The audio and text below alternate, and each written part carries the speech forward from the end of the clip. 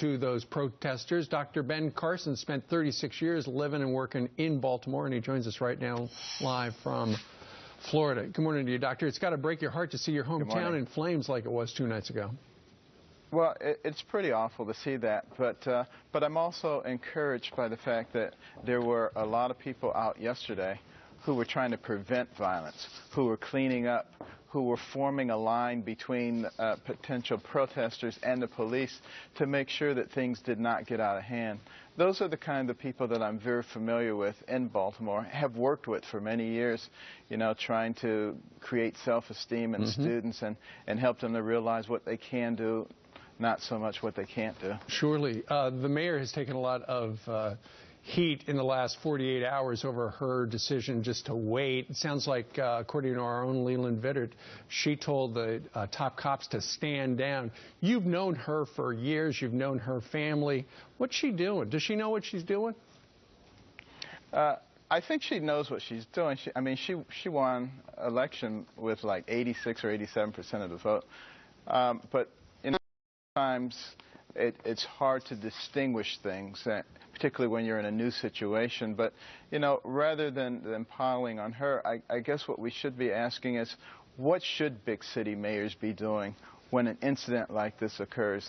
Obviously, you know, we're in a tinderbox right now across this country, and one needs to make preparations early on, not actually wait until the situation occurs. I suspect she won't do that again.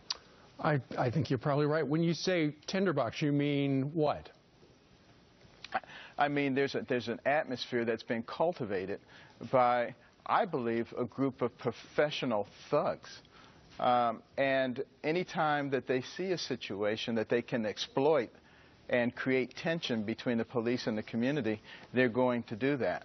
And the community has to stop and recognize, as I said in several places yesterday, there are going to be bad actors in just about any profession. Sure. You know, yes, there will be some in the police. There'll even be some in the news media. But the fact of the matter is, you can't judge the entire entity on the basis of that. That makes absolutely no sense at all. And it makes no sense to be out there destroying your own community. So recognize that these are people who are taking advantage of the ability to manipulate emotions. And we must be smarter than that. Absolutely. And you also say for families, they got to make sure they know where their kids are, take control of their kids, like that woman did, famously, who saw her son on television and went and whacked him in the head. She reminds me of my own mother, and that's what she would have been doing. You know, and I'm not advocating for violence, but I am advocating that you do what you need to do in order to protect your children and to give them the right messages. Absolutely. She may have actually saved his life with that act right there. Dr. Ben Carson joining us in Florida. Sir, thank you very much.